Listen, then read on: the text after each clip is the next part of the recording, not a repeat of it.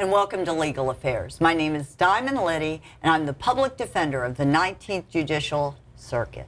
And we are off to a great school year.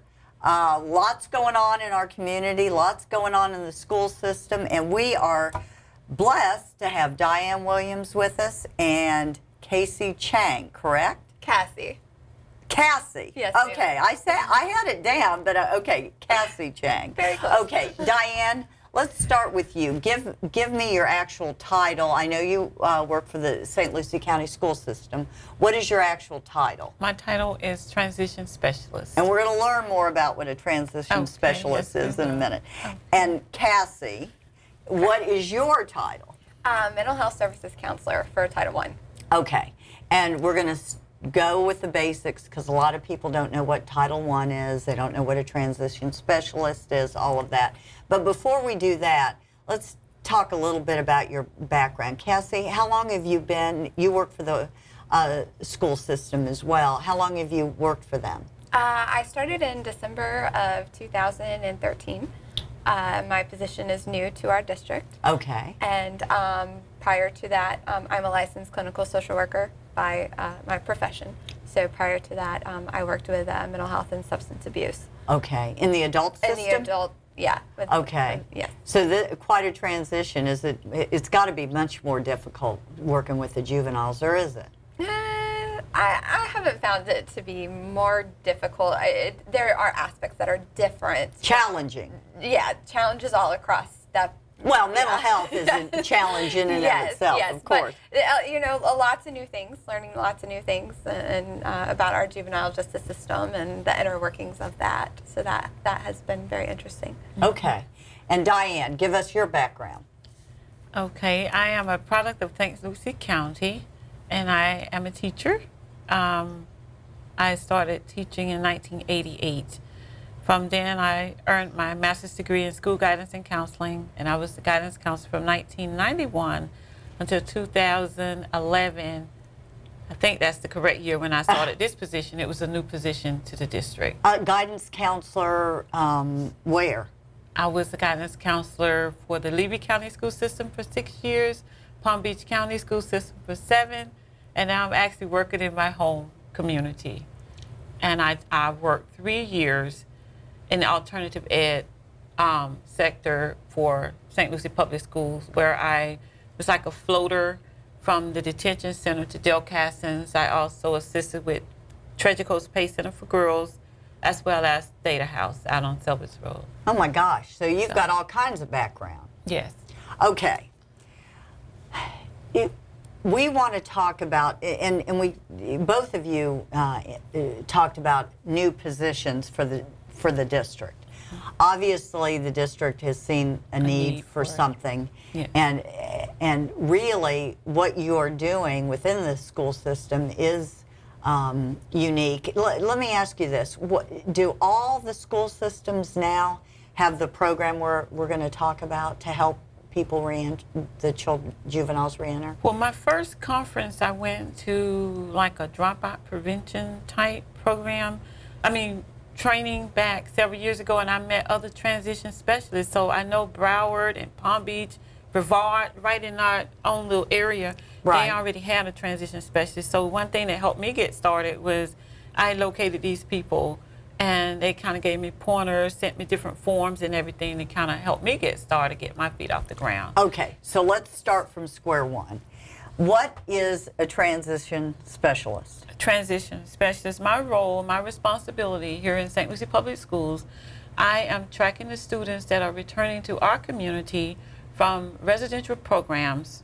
Okay, and what is a resident, what do you mean by? Juvenile justice residential programs. These are programs where a team, and I actually sit on that team, where kids are making choices that may not be good choices. They're not good choices because we have to decide whether they're better, we can better serve them in the community, and there are services set up in the community first to see if we could help the student here in the community, and if we see that the student are not meeting the requirements or the sanctions given to them by their probation officer or the judge, Then the team sit down and decide, along with the commitment manager, who is Erna Fouché. I don't know whether you've ever met her, but No. she's based in Palm Beach County. She actually come in, we sit down at the table, and we discuss, along with the child and the family, the school board, the probation officer, the state attorney's office, the public defender, and see what's best for this child.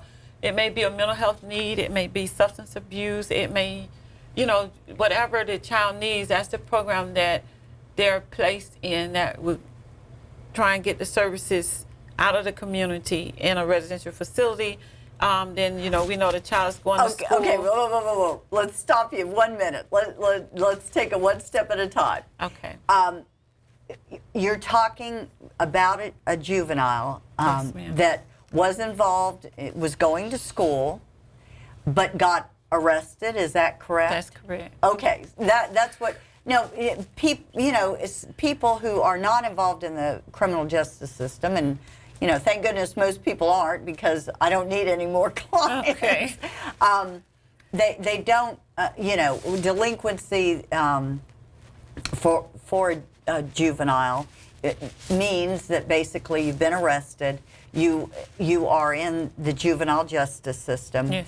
and you have been punished, but you also need services, correct? Yes, that's correct. Is that Yes. kind of it in a Yes. nutshell? Mhm. Now, are these children, Diane, that have actually been sentenced, or are they?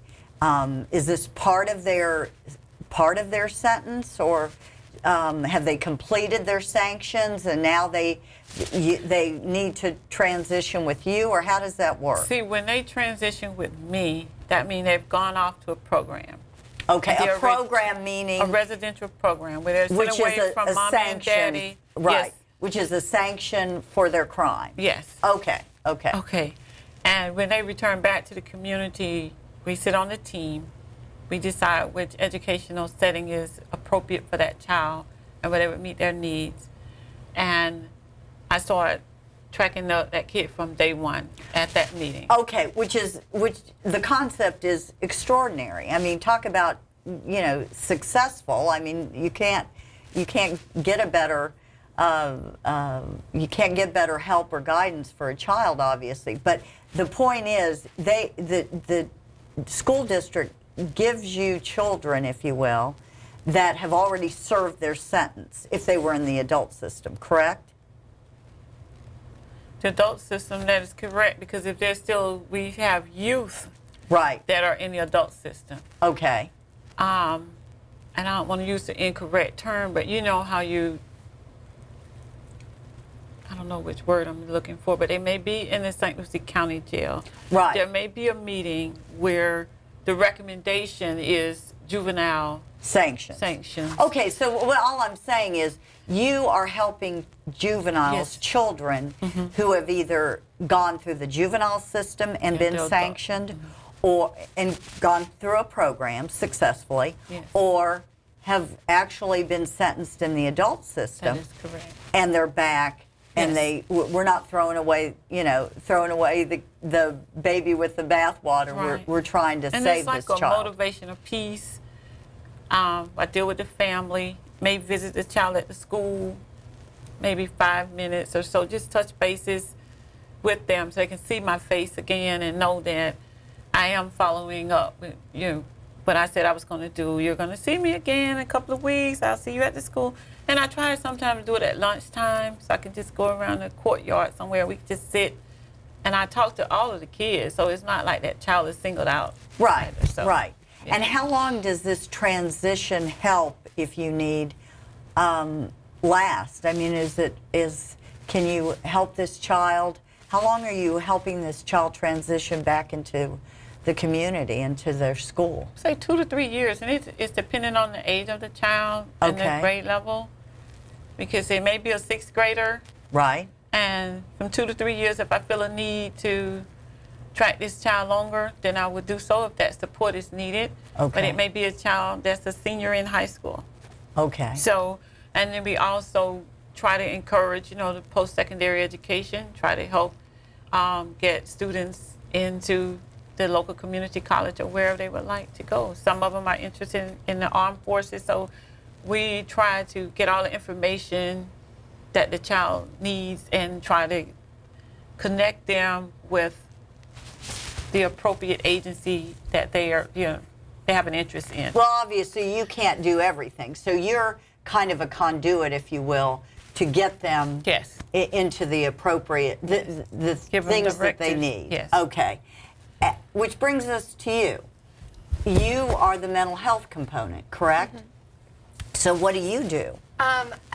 Alongside Diane, she and I work close together. Right. I attend the intake meetings that occur within our district when a student is returning from as we've defined, a residential program Right, through the juvenile right. justice system, Right. or a adult program but are still youth eligible to continue their education in the school system.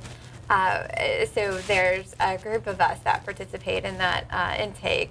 And part of the process of the intake is finding out a little bit of background, what got them to their program, looking at the discharge recommendations as they're leaving, and then my role is kind of making sure that that juvenile is continuing with whatever recommendations for mental health or substance abuse needs.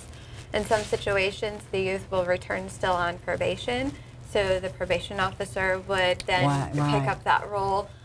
In other cases, we may have a youth coming from another state, or a youth that isn't going to continue to be followed through probation. So then I would help them to make sure that they know where the resources are. If they want us to do a referral through the district, we have that option as well, where we can refer them for services, and making sure that all those things are in place for continued success with whatever gains were made in the program that they were in. Okay. And do you Go have ahead. a question? No, go ahead. And additionally, I participate, as Diane said, we fall under a type of area of Title I called neglected and delinquent. So I participate in treatment team meetings for youth that may be in a program that receives those funds. What is Title I? Title I is probably, Diane, I think, would piggyback me on some of this. It's a federal program. Right. Part of the, people know the No Child Left Behind and some of those renewals that have taken place. So it's a federally funded program. Federally funded program. That helps youth Yes. such as this. Okay. So you're basically funded and paid by the federal government to follow and track these youth. Mm-hmm. How many of the children that you're helping, that you're serving, have mental illness, have mental issues? I can't quote a statistic. I can't say. I would need to have some data to quote that. I would say, if I were to just, in my personal opinion from what I've seen, I would say a majority. But I don't have definitive research to quote a statistic. But Okay, I so would the say majority of the children. there is a need there. There are a lot of youth in our system that have, by a professional, been seen and been diagnosed to have a need for mental health or substance abuse services. Okay. So let's go over this in a nutshell so I've got it right. I just want to make sure. Bottom line is, what you folks are saying and doing, and what the school system has embraced, is that even though a child has committed a delinquent act, been charged with a crime, and been punished, we are not going to give up on that child. No, not We at are all. going to help them. We are going to follow them. We are ma'am. going to get them the services We're going that to they need. encourage them. We're going to introduce them to positive. We bring in speakers, different things. Well, and that brings me to my next question. Are the you talk about a team approach for this, and again, this is terrific. When we were setting up the show, I have to, I should know about you folks, and I was not aware of the good works you were doing with, as far as this group was concerned. So I mean, this is wonderful, because children do make, obviously they make mistakes. They should be punished. We're not saying they shouldn't, but they're young. They're juveniles. Let's not just give up on them. Let's try and help them. So in your team approach to helping them get services that they need, mental health help, whatever, is the family part of this team concept, or and how? Well, let me ask that question first. Is the family part of the team concept? Okay. Do you meet once a week? How does that work? First of all, when we first, that initial contact is with the family. Okay. You know, the parents, grandparents. Sometimes we have the entire families when, Well, and let me stop you there. How do you get involved? Okay, a child comes back to school. He or she has served their sentence. Does the school system? When a child first returns back to the community, Right. first of all, we sit on the reentry team. Right. And we discuss the kids, so we know when the kids are pretty much coming back. Okay. And a part of my role also, when a child is getting ready to be released from a program, the transition contact from the program, the residential program, I get an email. Oh, I see. So you know Diane to go. Williams is coming back on October 1st. So I in turn call the person that scheduled the meeting and say, Diane is coming back on the 3rd of October, and we schedule. The parent gets notified, the probation, anybody involved in this kid's life get invited to that meeting. Now, what do parents get? Do parents come? I mean, what kind? They come. And even some, if they can't come in person, they may have their mother or someone bring the child, and the parent is on the call from work. We make it work. Okay. So we do. So you do have buy-in from the parents most of the time, or all of the time? All of the time. Really? Okay. Yes. Great. There's an adult that's involved in that child's life. Okay. That we deal with. We call and check up. How is Diane doing at home? How's the behavior? Is it better? Things like that. So yes, and if necessary, a home visit is made. Okay. And that's when you kind of, at this first meeting, you both kind of assess the needs of the child and how you should funnel the child? Yeah, and each child is handled differently, individually, as you know. And we ask the child also, what is it that you need? What do you need from me? And we give our business cards, and they use it. They call. And so what percentage, now, and this actual reentry transition program you've been doing this for how long now? 3 years. Okay.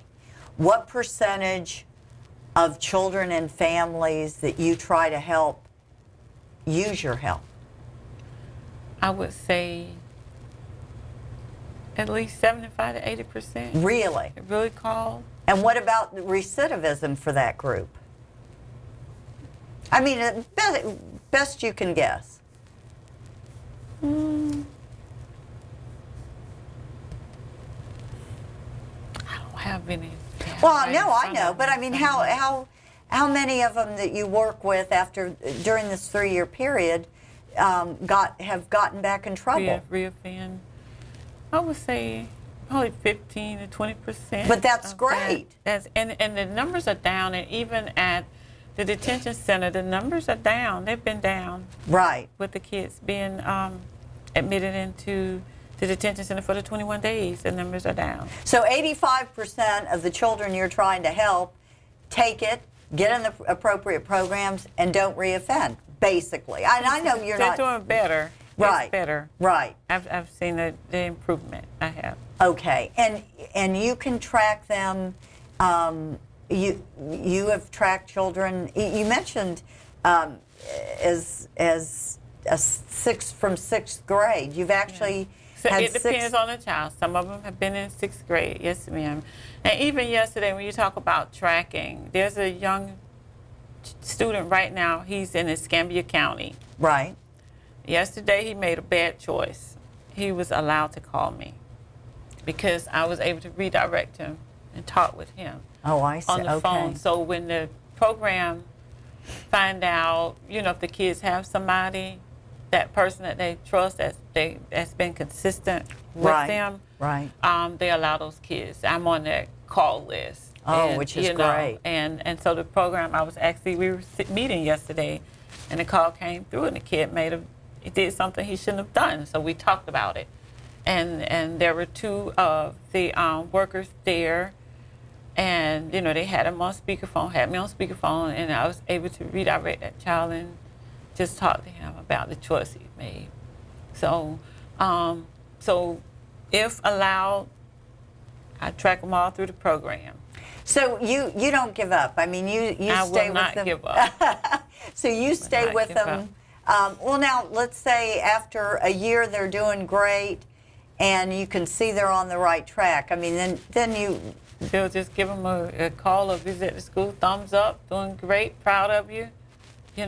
What's next? And we talk about life and the two-way street, that there are U-turns and yield signs and things like that. So I do the little spiel with them, and sometimes just draw it out on paper and let them see. And we talk about plan A, B, and C. Right. Not just the plan A, what if? Right. So we do our very best. And what about you? Are you in the same? You're involved in the children's life, if you will, or the team meetings, the entire time? Yeah, like I said, my position is new to our district. Right. So far, yes, that has been the route. And if they need more intensive mental health treatment or something? they're referred. Yes, they're referred to a provider. Okay. Yes, that's my role isn't to actually provide the Oh, treatment. no, I know I'm that. just assessing for needs and kind of looking at the resources available and just bringing that to the family. Here's what's available. You choose get more information, call the programs, and then you choose based on what you think is appropriate. So you do the assessment. Okay. So you must have you've got to have some great success stories. We're almost out of time. I told you this would go so fast you wouldn't believe it. Tell us about a child that got in trouble, got sentenced as a juvenile, and has done great. Cassie, you want to share one? You don't have to mention any names. We have a student that we worked on together. I'll use that. We worked with this student together. Child, both parents are deceased. He was trying, placed with a relative that was young, but we worked with this person, talked with the family member to get him some placement. The judge agreed, everything. We followed the kid all the way through the court. Supported him in court. He was awarded to a non-relative. Then he was sent off. Again, he went to a program, but then he was sent back to foster care maybe. And he is back. He called. I'm in school and I'm doing great. He is so happy. He's a different kid because he had to get out of the situation he was in because mentally it wasn't good for the child. And that's a child we both know about. So if you want to jump in. But he's doing very well. I am just so pleased that he listened to, we gave direction, we supported, we met with different family members to try and see who would be willing to give him a chance. He's human, he's your relative. And how old is this child? He is now 18. Okay, and he's doing great. He's doing very well. And so he's a student I was pleased with, honor student. He's doing very well. And again, and I meant to ask this question earlier, do parents or children that you ever get, I guess referred to, do they ever say, we don't want your help, go away, we don't want anything? We've had that, but very few, not many. See, that's amazing. I mean, some of them see it as getting in my business, but a lot of times the kids may know me already, or the family may know me from the community. Right. And, So you're on campus, you're around, they see you, they know Miss Williams or Diane, and so they have a comfort level. Yes. Okay. Go ahead. You wanted to jump in. Oh, I was going to say we're both at, a lot of the different schools and sites, so the kids get to know us. And another piece of my role is not just with the youth who are offenders, just with youth in general. I do some social skills groups and some of our school settings. So that also is a way to kind of have my face around the different students. So they don't have to be offenders or involved with the juvenile justice program. That's not part Well, of that. that was the other thing. I Yeah. mean, you guys are on campus. They see you. They know you. You can help them if they haven't gotten in trouble yet. Right. Correct? Exactly, that Okay. preventive piece. Of, Because Right. sometimes they want to know, well, who are you? And we talk. And we're almost out of time, but you had started to say, and I think I interrupted you, and I'm sorry, about you give some life skills training, or there's some that kind of thing, or you have speakers come in at times. Yes, through the Title I department, our immediate supervisor, Yvonne Johnson, she's very good she listens to us, and she brings speakers in every year. And when she brings speakers in, they're at several of the schools, high school, middle school, and then she do a community thing at night. And normally we have a good turnout within the community to come out. And what we have to do sometimes, we go door to door, we put flyers out in the different businesses, and we have a great turnout, and we're very pleased, and the community, they are pleased with the speakers that are brought into St. Lucie County. Now, how does one find out about the speakers? If you're not involved with your transition program, how would the community find out? It's called the school system? It's on the radio stations, it's on the Spanish radio station, and we will put it on 104.7, the different Is there a radio phone number stations. that people can call if they're watching the show? They could call 772-429-4630. That is the number to the School Improvement Title I office. Oh, okay. Is that Now, basically the main, that's the number to contact Yvonne Johnson or her secretary. The main school district number is 772-429-3600. So if they want to find out about any of your programs or get a child involved, whether they've been in trouble or not been in trouble, They could check the district website to see if anything is posted and or call the the phone school numbers. board office. And Yes. on the main page of the district website, there is a link that says Title I Parent Resources. Okay. That will bring them to a calendar, and most of the events that we And the participate speakers and in stuff. would be on that monthly calendar. And Great. Well, we're done. And you guys did great, and thank you so much. Thank you for having I us. hope the community uses it. Okay. Thanks. thank you Thank very you. much.